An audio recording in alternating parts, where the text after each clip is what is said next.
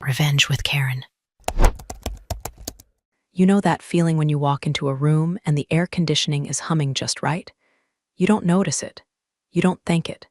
You just exist in comfort, oblivious to the compressor working its ass off outside in the heat, vibrating until its bolts rattle. That's me. I'm the AC unit of Kessler Tech. I'm the invisible machinery that stops this billion-dollar dumpster fire from overheating and melting down into a puddle of lawsuits and culturally offensive hand gestures. My official title is International Liaison and Cultural Protocol Expert. It sounds fancy, doesn't it? It sounds like I wear silk scarves and drink champagne in business class. In reality, it means I'm a glorified babysitter for grown men with seven-figure salaries who think Kanishiwa is a type of sushi. I've been here 10 years. 10 years of cleaning up messes before they happen. 10 years of ensuring that when our CEO, David, shakes hands with a foreign dignitary, he doesn't accidentally insult the man's ancestors by using the wrong grip strength. Today was the beginning of the end, though I didn't know it yet. We were prepping for the Kyoto consortium. This wasn't just a deal, this was the deal. $300 million. The kind of money that buys a lot of silence and a lot of golden parachutes. Kyoto isn't just a company, they are a dynasty.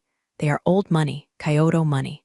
The kind of people who view a contract not as a piece of paper, but as a blood oath. I was in the main boardroom at 6:00 a.m. The cleaners were still dragging their vacuums around the carpet, looking at me like I was a ghost. Probably looked like one. I hadn't slept properly in 3 days because I was too busy rewriting the itinerary that our strategy team had put together. They wanted to take a group of 70-year-old traditionalist Japanese executives to a steakhouse that serves meat on a shovel. I wish I was joking. I stood at the head of the mahogany table, measuring the distance between the chair placement and the table edge with a ruler. 2 inches. Precision matters. In Japan, space is a language.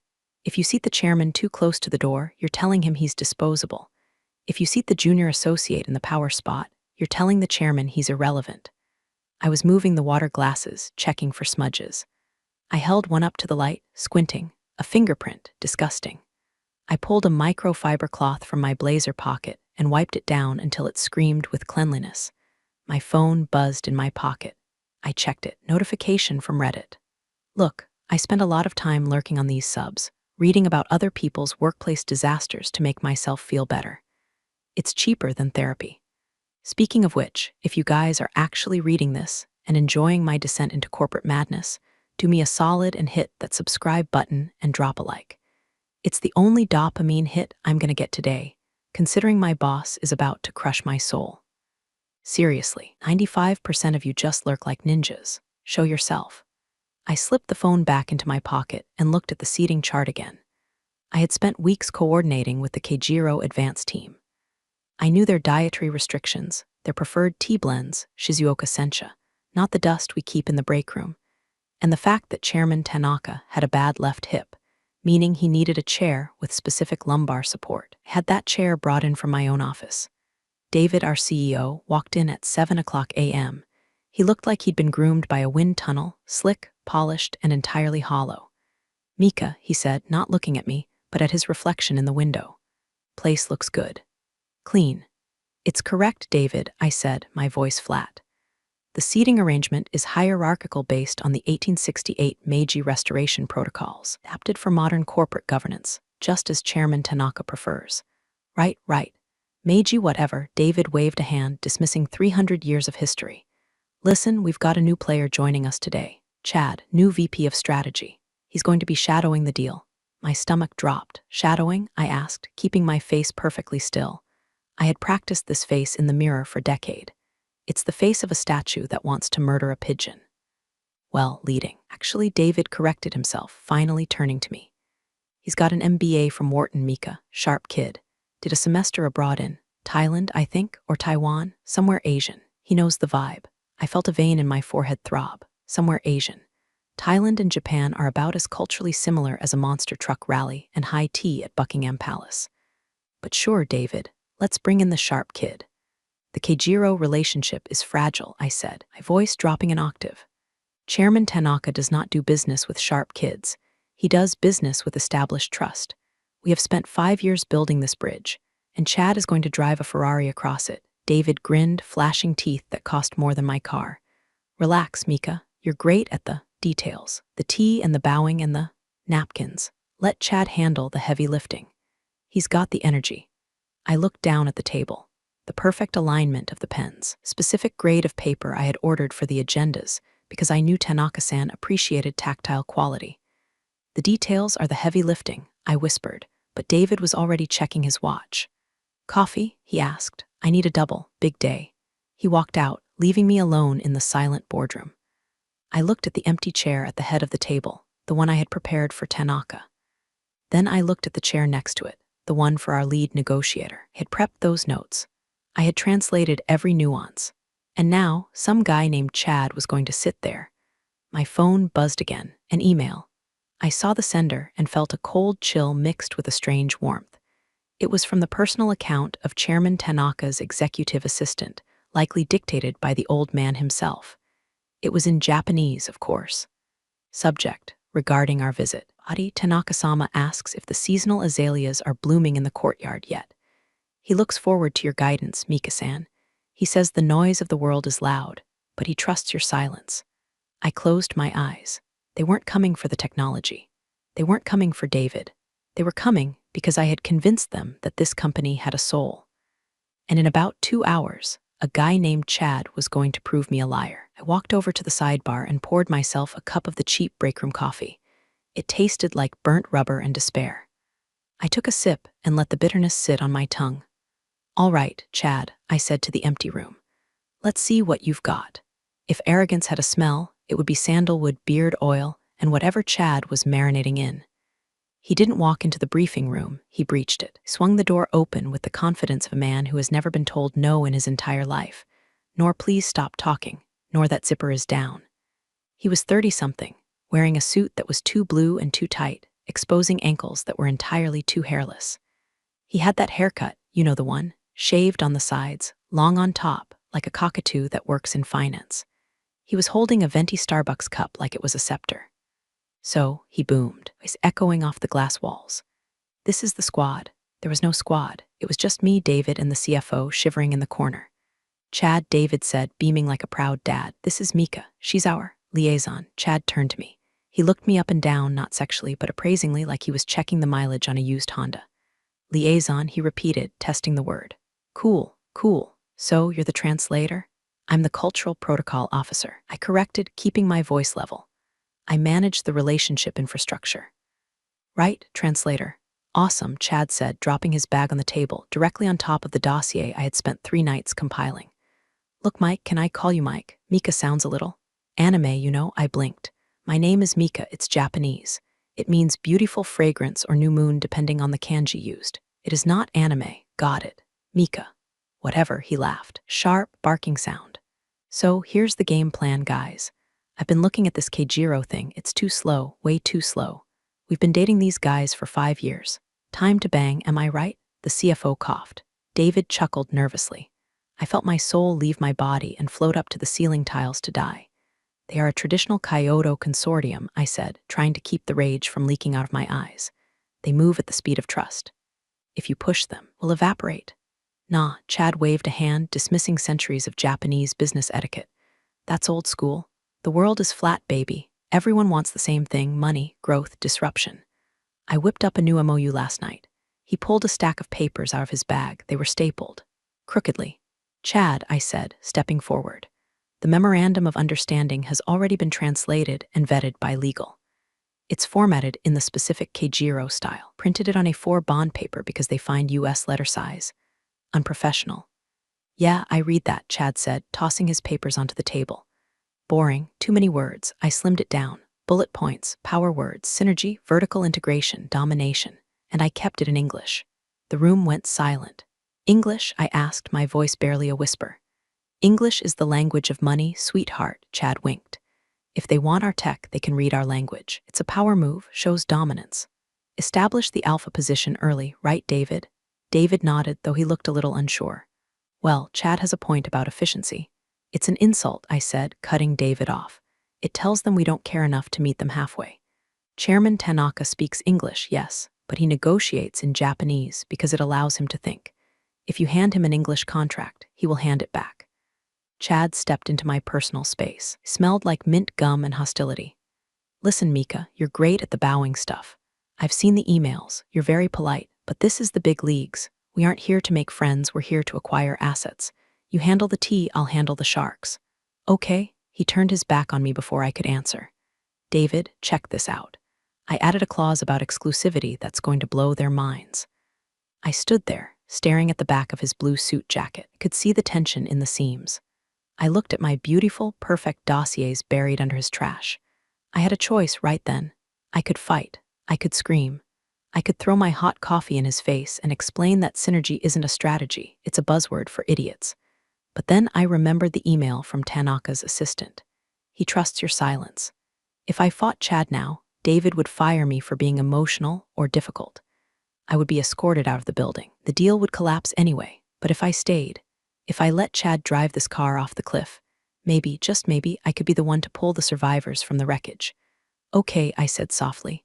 Chad didn't turn around. Good girl. Now get me a charger for my MacBook. This room has terrible outlets. I walked out of the room. I didn't go to get a charger. I went to my desk. I opened my encrypted email client, the one I used for sensitive comms. I drafted a message to my contact on the Kyoto advance team. To Saito-san from Mika subject, weather update, there is a storm coming. The wind has changed direction. Please advise Chairman Tanaka to bring his umbrella. I will be present, but I will not be steering the ship. I hit send. Then I sat back and watched the blinking cursor. Chad wanted to be the alpha? Fine. He was about to find out that in the jungle, alpha is just the one who makes the loudest noise before the tiger eats him. And Chairman Tanaka, he was the tiger. I picked up my pen and started taking notes. Date, today. Time, 08:30. Incident, Chad signs his own death warrant. This was going to be a long day.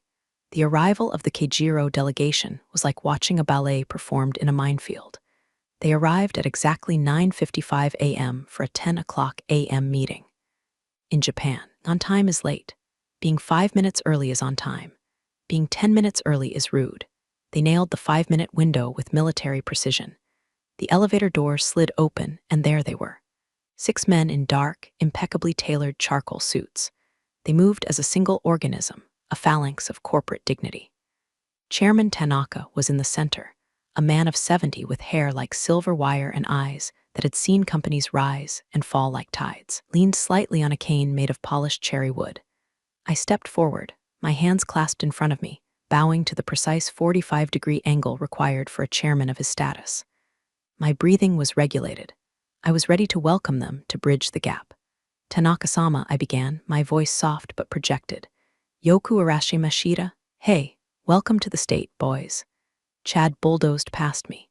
He actually physically nudged me aside with his shoulder, marched right up to Chairman Tanaka, a man who is considered a living national treasure in Kyoto business circles, and extended his hand for a shake. I'm Chad, new VP. Heard a lot about you, Tony. The silence that followed was so loud it hurt my teeth. Tony. He called Chairman Tanaka Tony. The chairman stared at Chad's hand like it was a dead fish offered to him on a plate. He didn't move. His face was a mask of polite, terrifying nothingness. Behind him, their 5 delegates stiffened.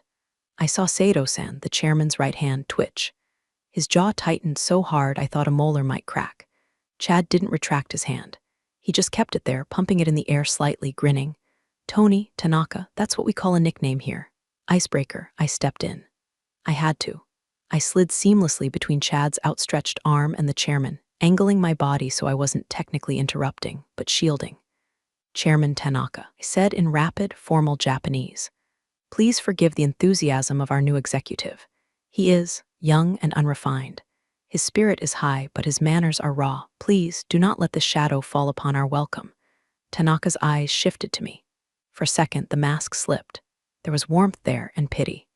He bowed his head slightly to me, a microscopic movement that spoke volumes. It is good to see you, Mika-san, he replied in Japanese. Wind is indeed strong today. Then he turned to Chad and switched to English, heavily accented but precise. Mr. Chad, thank you. He did not shake the hand. He simply walked past Chad toward the boardroom. Chad turned to me, whispering loudly, See, he speaks English, told you. You just gotta assert dominance. He respects me now. He thinks you are a barbarian, I whispered back, staring straight ahead. Nah, he's intimidated. That's the look of a man who knows he's about to get acquired. We filed into the boardroom. I went to the coffee station to ensure the tea was ready. I watched as Chad sat down. He didn't wait for the chairman to sit. He just plopped into his chair, the one at the head of the table. My blood ran cold. He had taken the chairman's seat. The delegation froze. They stood around the table, looking at the empty chair next to Chad, the subordinate chair, then at Chad sitting in the seat of honor. "Take a load off, guys," Chad gestured. Sit, we're all family here." Saito-sen looked at me. His eyes were pleading. Do something. I couldn't physically pull Chad out of the chair. It would cause a scene that would end the negotiation instantly. So I did the only thing I could do to save face for the guests. I moved the chairman's nameplate to the subordinate seat. I effectively demoted the seat itself. I bowed to Tanaka and gestured to it. "Please," I said in Japanese. "The seat of honor is wherever you sit." Tanaka smiled, a thin, razor-sharp expression. He sat in the side chair. The rest of his team sat. Chad looked confused.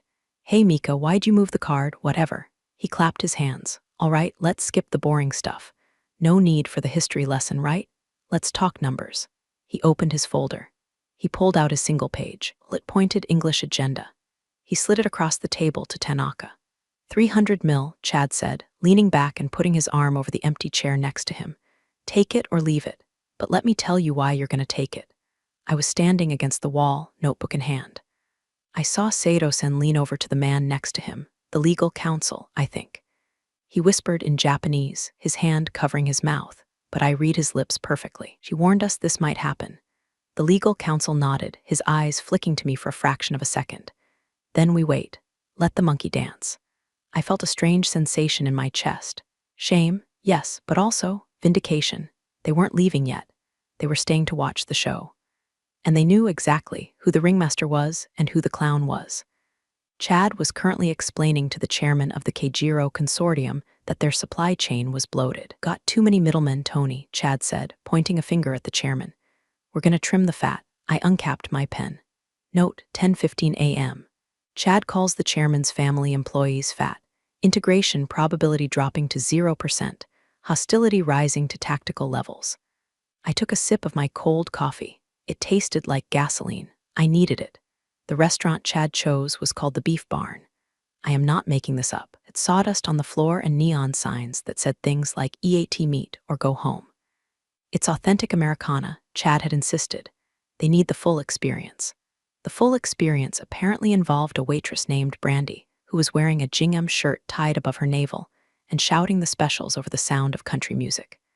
The Keijiro delegation sat in the wooden booth, looking like a group of aristocratic penguins stranded at a rodeo. They were polite. God, they were so polite. They folded their hands in their laps and smiled their terrifyingly neutral smiles. "Round of beers," Chad yelled, "and get us some of those." "What are they called? The spicy balls, the jalapeno poppers. We have prepared a selection of wines," I interjected softly. "And perhaps some sparkling water?" "Nah, beer. Cold American lagers. Drink up, boys."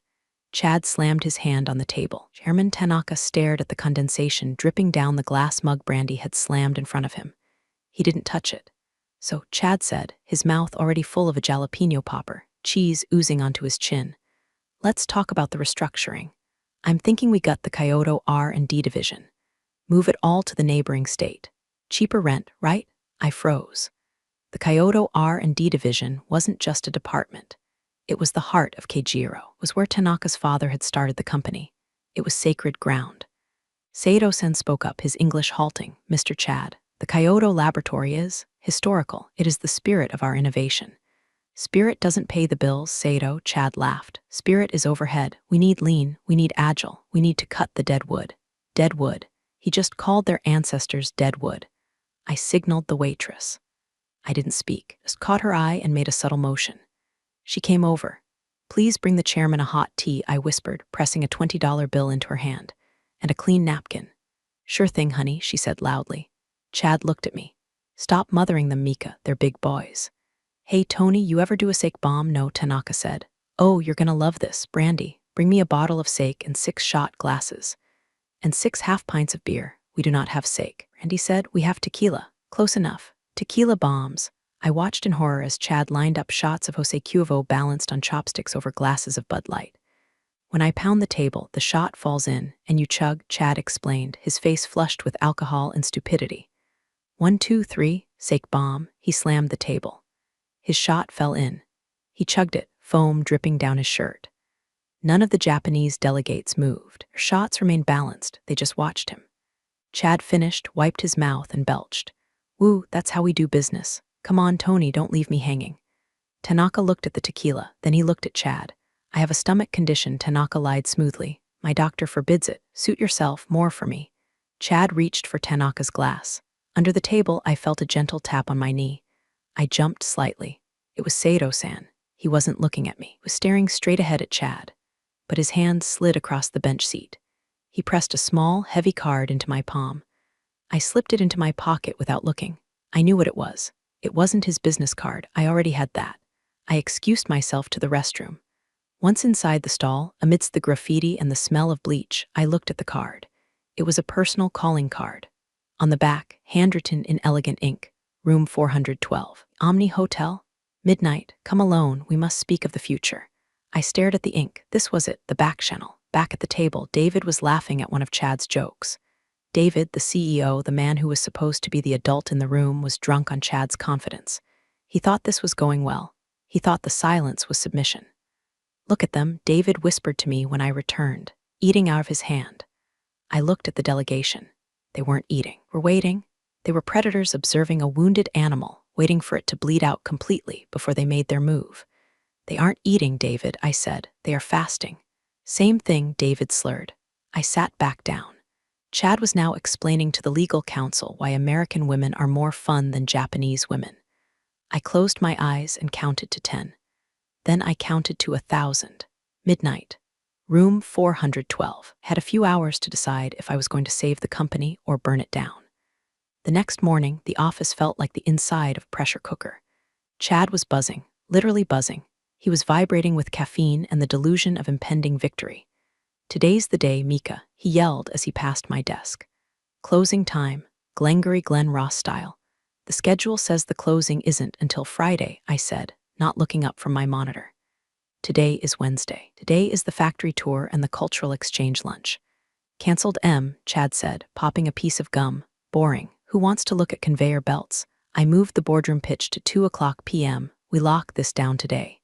I got a flight to Vegas tonight. Celebration, baby. I stood up slowly. You canceled the factory tour? Tanaka-san is an engineer. He started on the factory line. The tour is the only part he actually cares about. Wants to see the welding robots. He can watch a YouTube video. We're pitching the deal. Hard close. He walked away. I went straight to David's office. I didn't knock. David was nursing a hangover, staring at a bottle of vitamin water like it was the holy grail. David, I said, you have to stop him. Stop who, Chad? David rubbed his temples.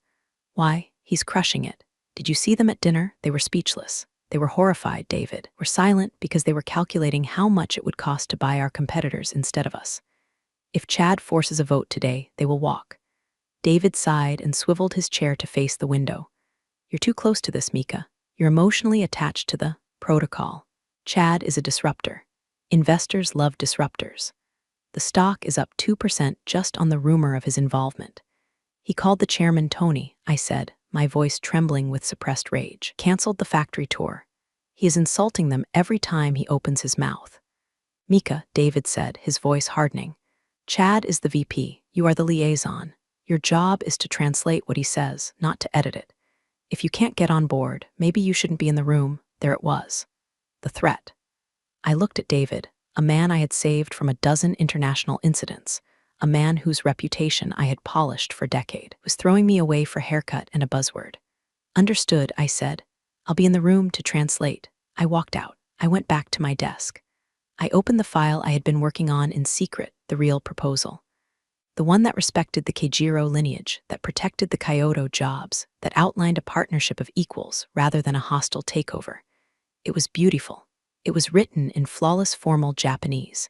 It was formatted on A4. I saved it to a USB drive. A plain, black USB drive. I put it in my blazer pocket. Then I opened my email and sent a message to the company archivist, an automated system that logs all internal documents for legal compliance.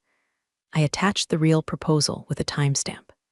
Subject: Keijiro Partnership Proposal Alternative Draft B status. Archived for record. If the ship went down, black box would record that someone had known how to fly it. I checked the time, 1:45 p.m. I went to the bathroom and splashed cold water on my face. I looked in the mirror. I didn't look like a liaison anymore. I looked like an assassin. My phone buzzed, a text from Sato-san. We are in the lobby. The chairman is asking for you. I took a deep breath. Showtime, I whispered. I walked to the elevator to meet them. When the doors opened, the delegation was there. Looked grim, the air around them was heavy.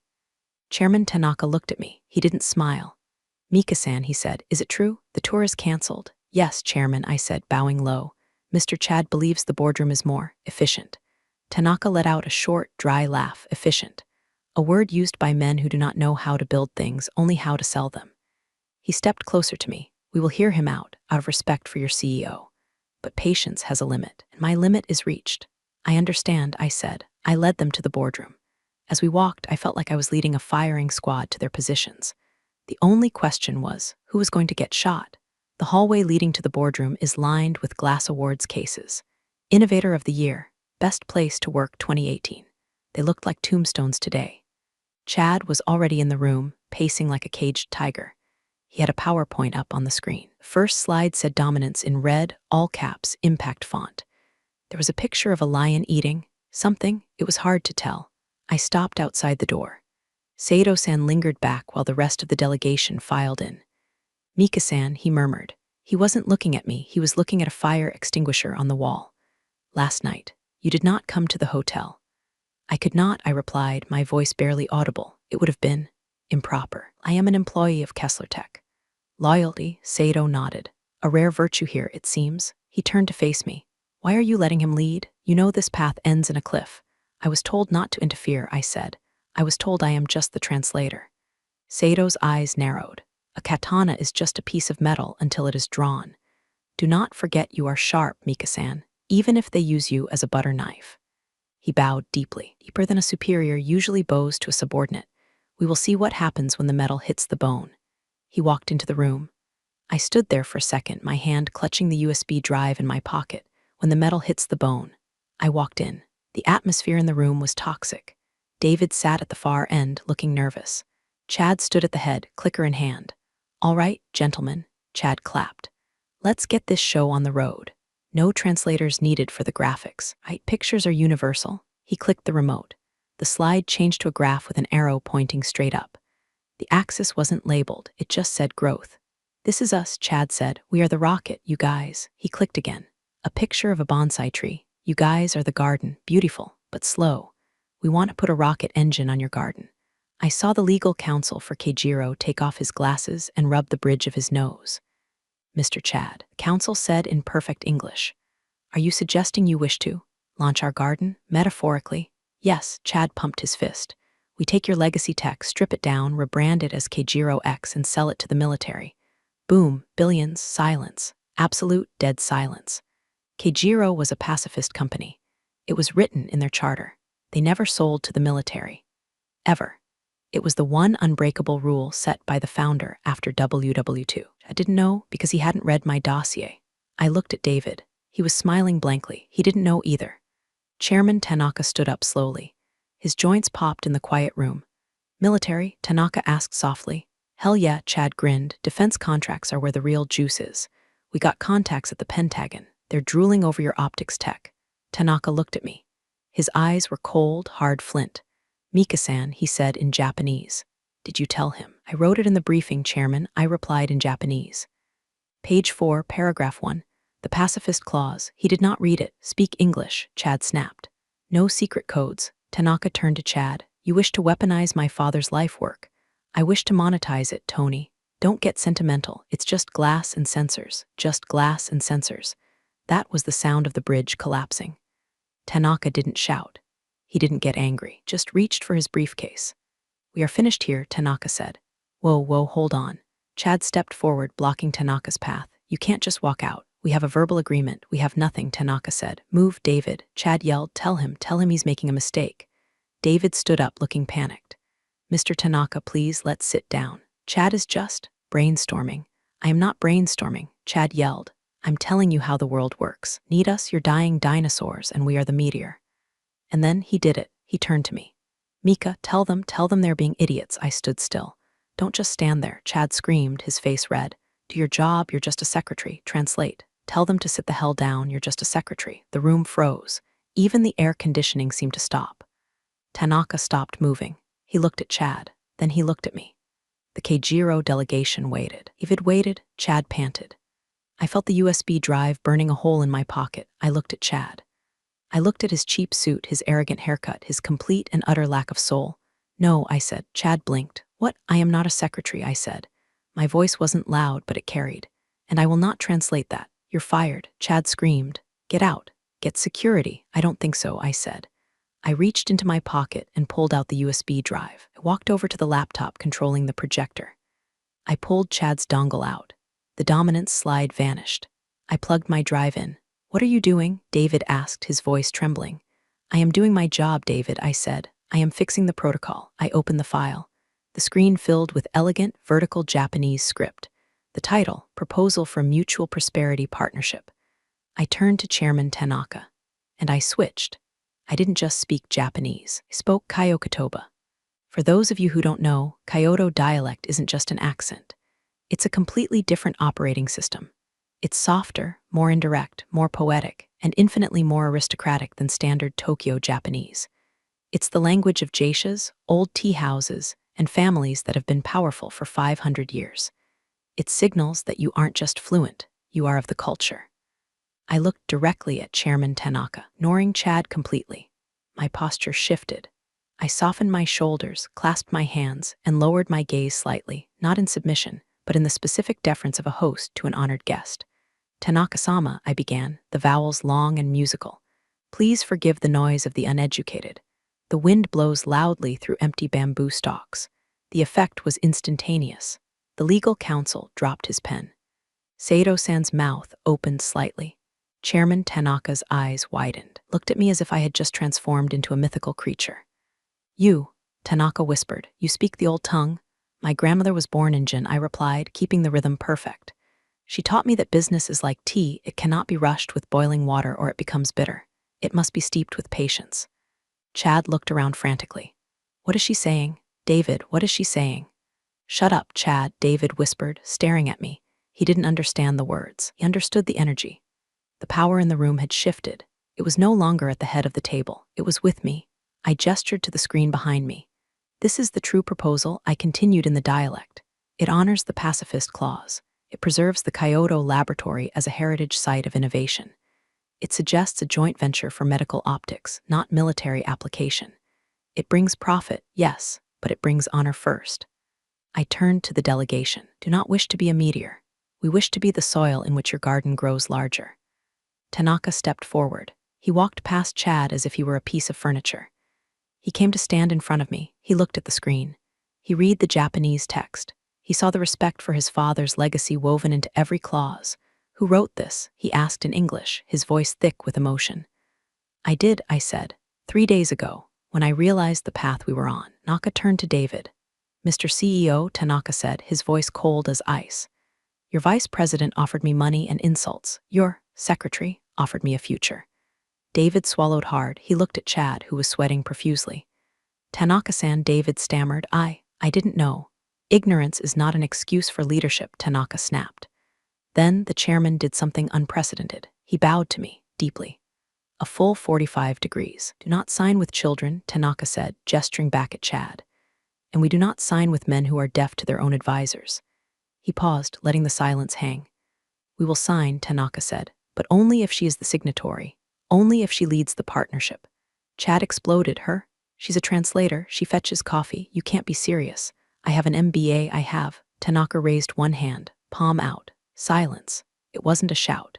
It was a command. Chad's mouth snapped shut.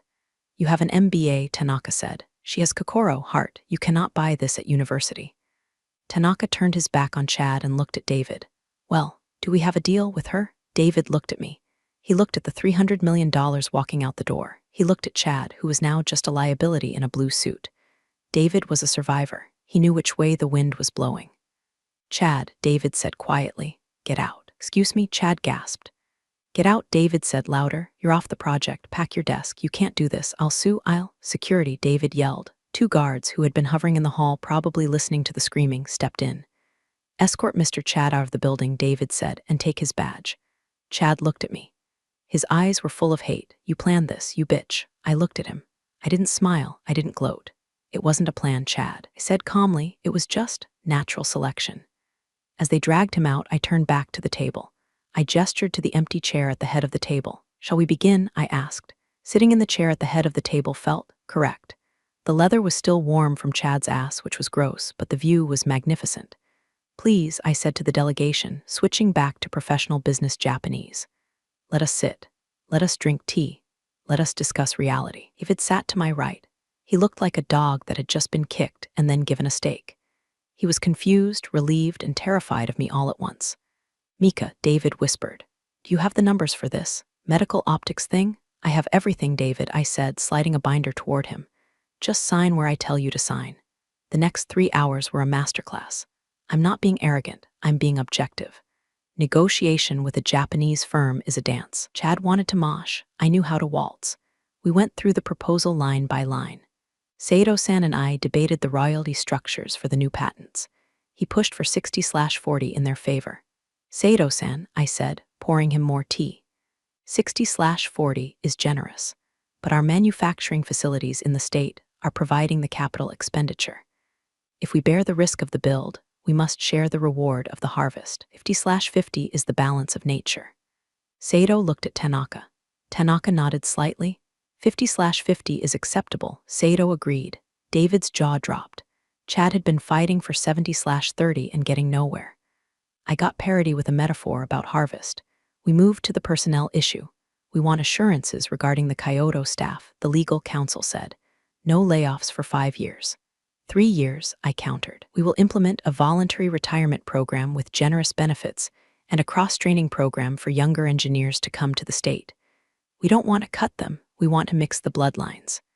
Tanaka smiled. Mix the bloodlines. A dangerous proposal, but interesting. Agreed, the council said. By 5:00 p.m., the deal was done. The papers were finalized. The pacifist clause was bolded and initialed. David picked up his pen to sign the main contract. Wait, Tanaka said. He pointed to the line below the CEO's signature. The witness line. Usually this is for a notary or a lawyer.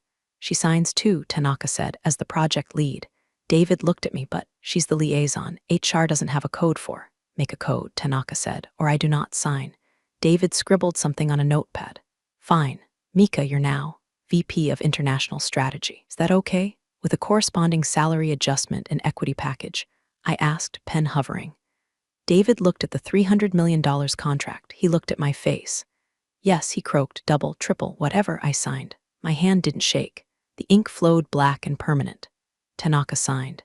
He stamped it with his personal hanko, a red seal of vermilion ink. It is done, Tanaka said. The room relaxed. The air pressure equalized. Legal counsel actually cracked a smile.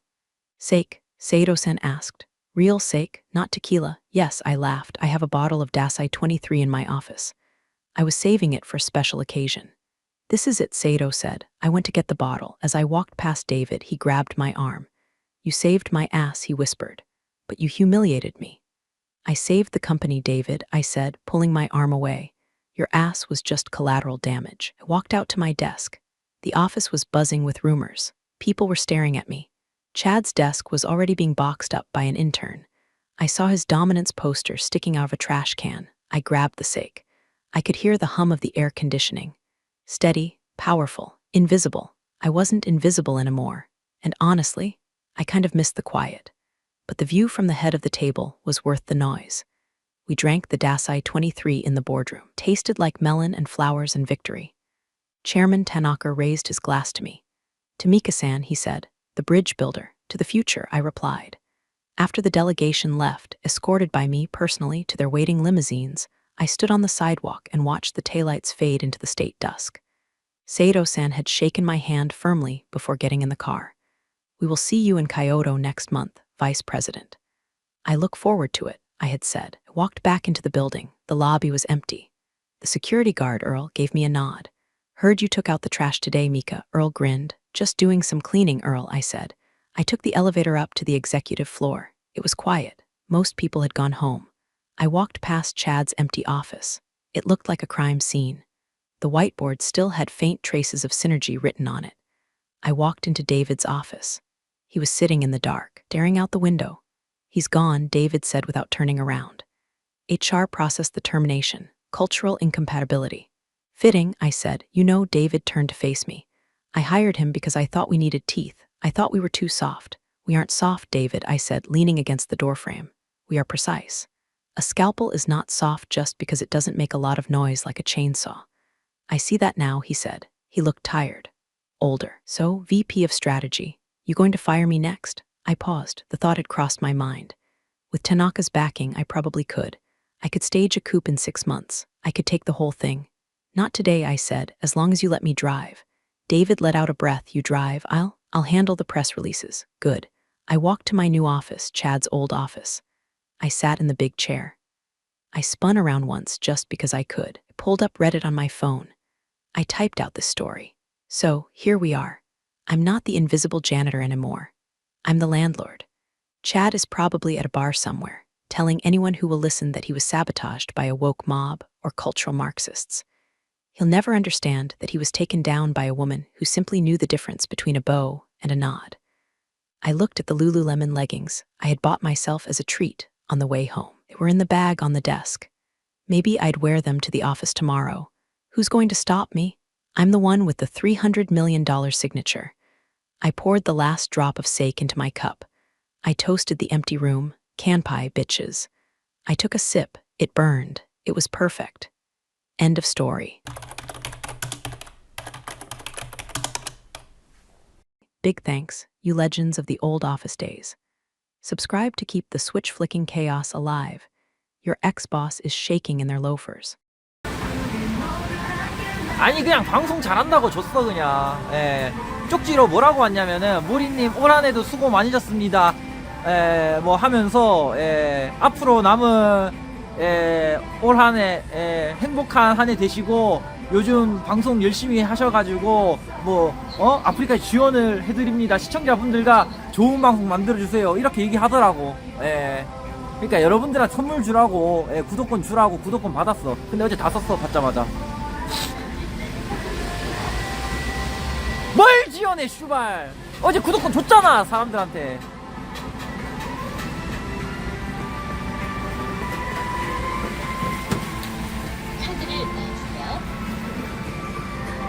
뭘 나도 줘 슈발. 그거 2만원짜리야 2만원짜리. 이제 없어 다 썼어.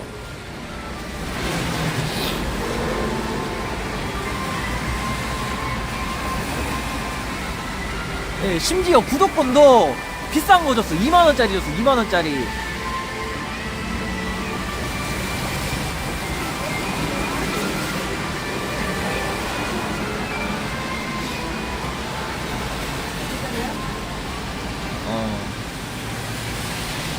이래서 베비 하는 겁니다.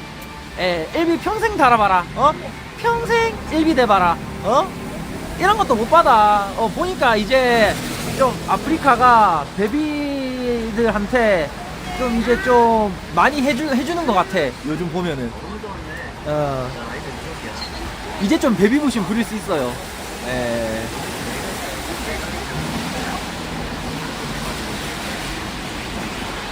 막말로다가 2만원짜리 몇 장이야? 7장 10장 받대 10장. 2만원짜리 10장이면 얼마야? 20만원 준 거야 나한테.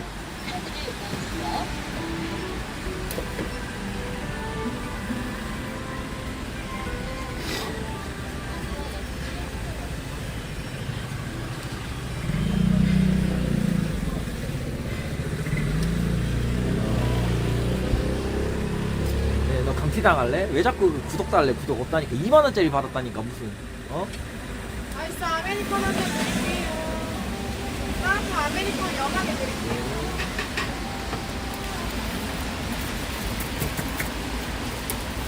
자꾸 이상한 소리를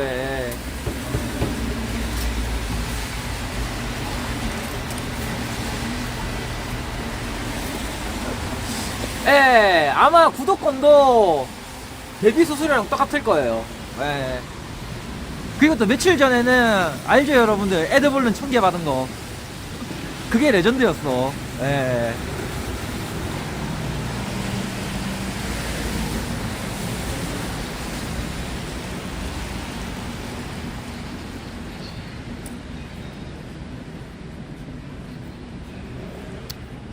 아, 하루 누나도 어서 오세요. 예.